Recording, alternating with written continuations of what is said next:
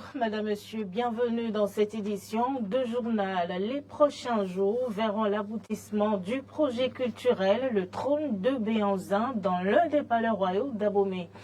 Cet événement sera en 2 volets. Il présentera un parc d'attractions sur la thématique du roi Béhanzin et une comédie musicale.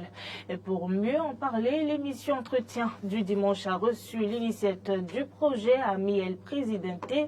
Le résumé des propos dans un instant. Et puis sport, les Guépards du Bénin et les éléphants champions en titre de la CAN ont fait match nul ce samedi lors de la journée FIFA 2024. Retour sur les moments forts de cette confrontation avec notre correspondant Kekeli Ojo. Et puis présidentiel au Sénégal, l'opposant Bassirou Diomaye Faye, largement en tête selon les premières tendances, sorti de prison il y a juste quelques jours.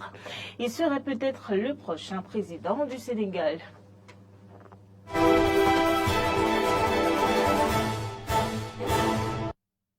Merci, Madame, Monsieur, d'avoir pris le rendez-vous de l'information sur Eden TV. Le promoteur culturel, Amiel Presidente, était sur l'émission L'Entretien du dimanche ce week-end pour essentiellement parler de son projet, Le Trône du Roi Béhanzin, un spectacle culturel en 2 temps pour faire revivre l'histoire et le parcours du roi Béhanzin. On va suivre le résumé avec Arthur Indo.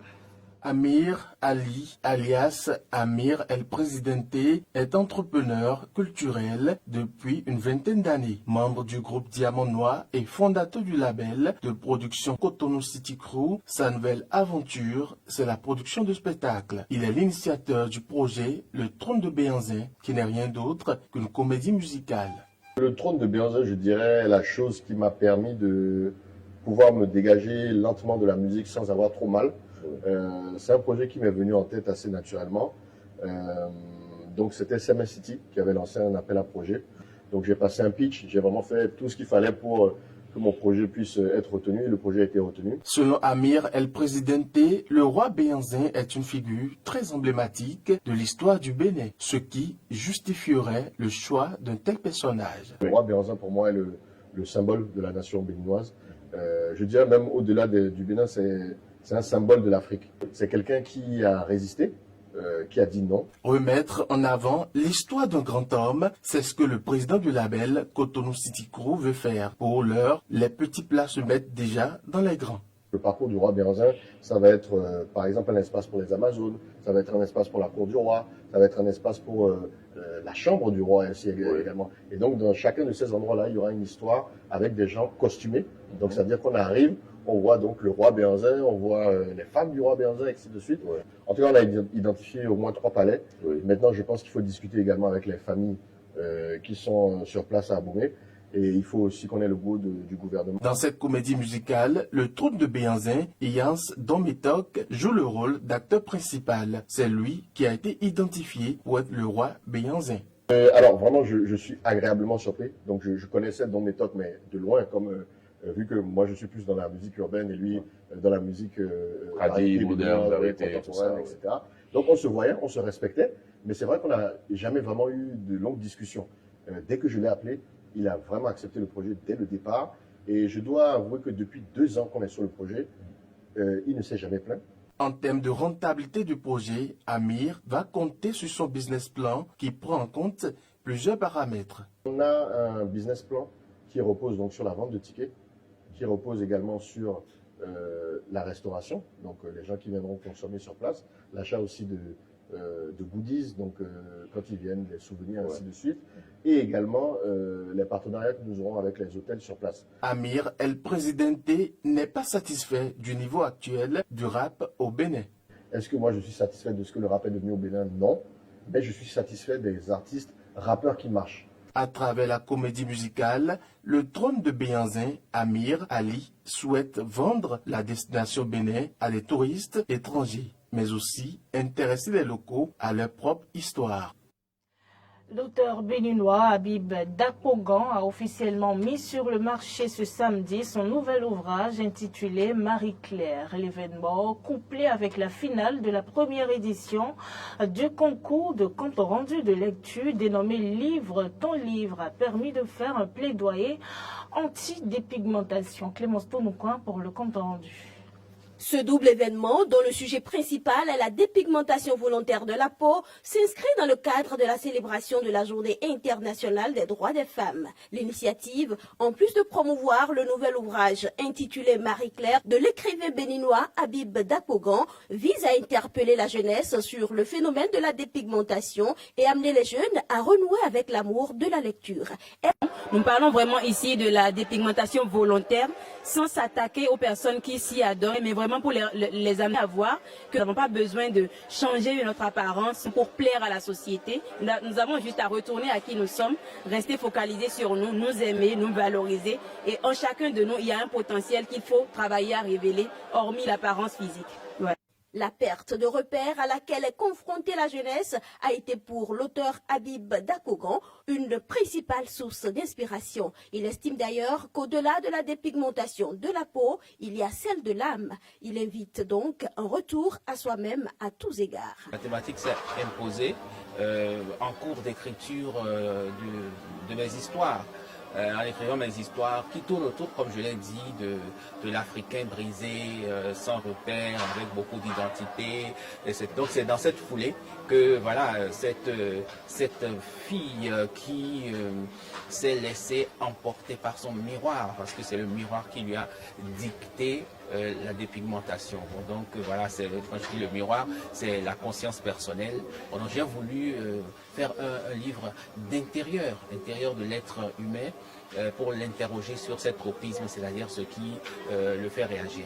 En réalité, nous sommes tous dépigmentés, comme je le dis, et tout ce que nous avons à faire, c'est de nous donner suffisamment de culture pour croire en nous-mêmes, pour croire en ce que nous produisons. Déjà, même dans la littérature, qu'on donne la valeur à nos écrivains, à nos auteurs, et qu'on ne se dise pas que la vraie littérature, ça vient d'ailleurs. Donc, la thématique de Marie-Claire, d'ailleurs, c'est une symbolique du retour, une symbolique du retour à soi-même, une symbolique de la cassure de ce miroir qui nous ment en réalité. Les candidats au concours du compte-rendu de lecture dénommé Livre ton livre ont, dans une phase écrite, fait une analyse puis une critique de l'ouvrage. Ensuite, les 3 premiers de cette phase ont subi une épreuve orale à travers laquelle ils ont tenté de convaincre le public de se le procurer. La lauréate Caroline Sagui invite à la lecture qui, selon elle, transforme des vies. Aux passionnés de la lecture comme moi et surtout aux femmes, je nous demande de toujours oser. Parce que le livre transforme des vies. Et moi, j'en suis la preuve vivante. L'événement est soutenu par l'Institut national de la femme et le ministère des Affaires sociales et de la microfinance. La ministre, dans son allocution, a salué le courage de l'écrivain qui a osé porter sa plume dans la plaie béante que constitue dans la société le phénomène de la dépigmentation. À son tour, elle a invité les jeunes à la lecture. Cet ouvrage vient un peu comme pour crever l'abcès de la dépigmentation auprès des jeunes filles, auprès des jeunes gens de façon générale, à travers l'histoire de cette jeune femme prénommée Marie-Claire qui, dans un contexte de concurrence amoureuse, n'a trouvé autre moyen de se faire valoir que de se dépigmenter le visage. Donc il s'agit en fait de conscientiser les filles, les femmes, même les hommes, sur les méfaits de la dépigmentation, sur les risques sanitaires auxquels ils peuvent être confrontés. Je ne peux pas aller vers la fin du discours sans évoquer le plaisir que j'ai de retrouver des livres et de donner ce symbole-là à la jeunesse, que nos TikTok et tout ça soient remplacés par la lecture, qu'on revienne à des fondamentaux. Aujourd'hui, on constate malheureusement que la lecture est devenue comme un has-been. Revenons à la lecture, revenons à nos fondamentaux et je pense que cela nous fera un plus grand bien. Les 10 premiers de la phase écrite du concours ont également été primés. 11e édition de la Nuit des hôtes et hôtesses du Bénin ce samedi. C'est un événement qui a pour but de valoriser le métier des hôtesses. Il est initié et organisé chaque année par Stanislas Dossou, alias Stan Delors. Arthur Indo pour le compte rendu. des hôtes et hôtesses régulièrement habillés de tenues uniformes, beaux, souriants et placés en sentinelle dans des endroits stratégiques sur l'espace qui accueille les manifestations afin d'assurer à travers l'écoute des convives et leur orientation. Cette soirée, depuis 2014, leur est dédiée pour leur rendre hommage. Stan Delors est l'initiateur de la soirée des hôtesses et hôtes qui est à sa 11e édition. Pourquoi la nuit des hôtesses? Pourquoi célébrer les hôtesses?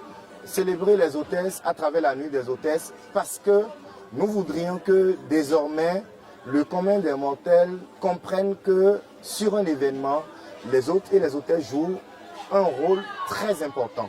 Et pour la réussite d'un événement, il faut bien quelqu'un qui puisse être là pour accueillir, orienter, installer, informer les convives pour que tout se passe bien. Lors de cette soirée, plusieurs défilés de mode, de chant, de danse et surtout d'expositions de potentialités intellectuelles venant de ces hôtes et hôtesses sous l'œil vigilant des membres du jury ont pu captiver le public très enthousiasmé.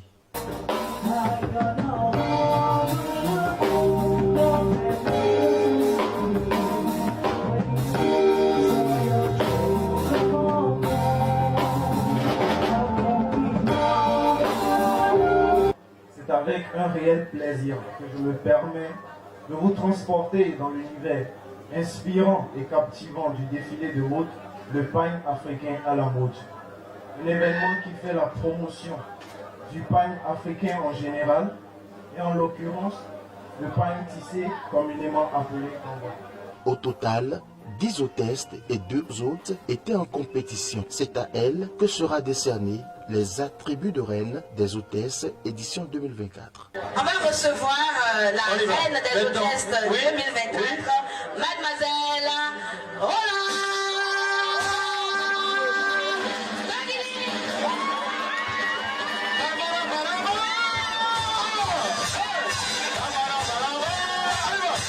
L'émotion est grande, mais n'a pas empêché la reine de s'exprimer.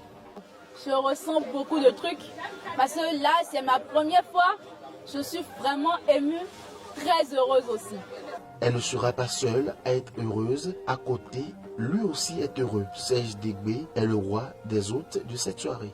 Je me sens vraiment fier parce que la compétition n'a pas été facile. Il est vrai, vous avez vu 2 hommes ce soir, mais nous étions plus que 8. Malheureusement, plusieurs ont désisté en cours de chemin. Et ce soir, il s'est avéré qu'on était 2. Ça n'a pas été facile, quand bien même vous êtes 2, il y a toujours ce poids qui pèse, on ne sait pas qui va gagner, qui le public va apprécier, mais le choix s'est porté sur moi et j'en suis fier. Cette soirée riche en couleurs fut clôturée par cette phase. 5, c'est pas fort, c'est pas fort. 5, 3, 3, 3.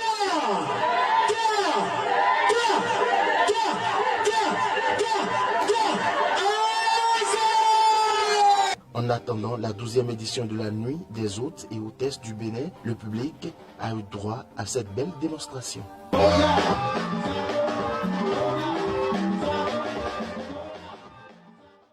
Et puis à la fin de cette 11e édition de la nuit des hôtes et hôtesses, quelques participants ont livré leurs impressions. Suivez. Ravi pour cette soirée complète qui a eu lieu aujourd'hui. Et nous sommes très heureux parce que tout s'est bien passé et je pense que les résultats seront à la hauteur des attentes. Notre Stade Delors, c'est un ami, il nous accompagne aussi dans nos événements et depuis des années, des journées culturelles et autres. Nous sommes des partenaires, donc je dois le soutenir aussi dans ces événements. C'est magnifique. Et je pense qu'il y a lieu de féliciter et d'encourager. Ma présence ici, d'ailleurs, c'est dans ce sens, accompagner mon frère Stan, le soutenir, n'est-ce pas, parce qu'il fait du bon boulot. Parlons à présent de la journée FIFA 2024. Les Pachimères des champions en titre de la CAN dernière ont fait match nul face aux Guépards du Bénin. Masgradel fait ses adieux aux éléphants. Kekele Ojo nous en dit plus. Les Guépards du Bénin ont contraint les éléphants de la Côte d'Ivoire, champions d'Afrique en titre et triple vainqueur de la Coupe d'Afrique des Nations au nul dans l'après-midi du samedi 23 mars 2024 à Amiens au stade de la Licorne. À l'arrivée, 2 buts partout entre les deux sélections avec un doublé de Junior Olaïtan au 7e et 50e minute. Après cette prouesse de Guénotror et de ses poulains, les regards sont tournés désormais vers la deuxième confrontation de ces journées FIFA où ils sont les hôtes dans quelques heures de l'ogre sénégalais sur les mêmes installations du stade de la Licorne d'Amiens. Quant aux champions d'Afrique, ils vont jouer l'Uruguay au stade Bollert du RC Lens. Et puis vous l'avez dit dans le lancement, en fin du match Côte d'Ivoire-Bénin, qui s'est soldé par un nul 2 partout, l'ensemble des joueurs sur le terrain a célébré Max-Alain Gradel, le capitaine ivoirien, pour la fin de sa carrière. C'est avec une grande émotion qu'il a officiellement cédé le brassard de capitaine à son coéquipier Franck Kessié. Ce dernier part après avoir rempli sa mission, celle d'avoir remporté 2 fois la Coupe d'Afrique des Nations, la première en 2015 et la seconde cette année même, en 2024. Pour marquer cela, il a soulevé symboliquement le trophée de la dernière CAN que la Fédération ivoirienne de football a fait venir sur le stade. Citation, « J'ai consacré près de 14 ans de carrière internationale à mon pays. Il est temps que je pense à moi », a conclu l'international ivoirien désormais retraité. Merci à vous, Kekeli Ojo, pour ces détails. Sur le continent africain, au Sénégal, le candidat anti-système du parti PASTEF, sorti de prison il y a quelques jours, a une longueur d'avance sur tous ses adversaires, et notamment sur Amadou Ba, le dauphin désigné du président sortant Macky Sall. Selon les premières tendances, un tour de force de Bassirou Diomaye Faye se dessine. De là à remporter l'élection présidentielle dès le premier tour, ce serait du jamais vu pour un opposant. À 44 ans, le candidat du parti des patriotes africains du Sénégal pour le travail, l'éthique et la fraternité PASTEF incarnerait un renouveau radical. Aucun incident notable n'a été rapporté lors du déroulement du scrutin, conformément à la tradition démocratique bien ancrée dont s'enorgueillissent les Sénégalais. Et voilà qui vient mettre terme à cette édition de journal que je vous remercie d'avoir suivi.